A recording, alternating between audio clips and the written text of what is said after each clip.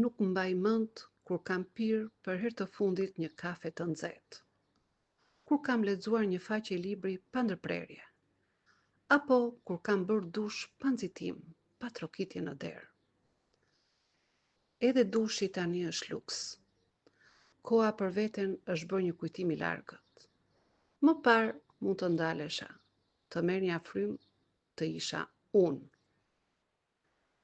Tani jam gjithmonë në nxitim, për të ndërruar, për të ushqyer, për të pastruar, për të mbajtur mend gjithçka.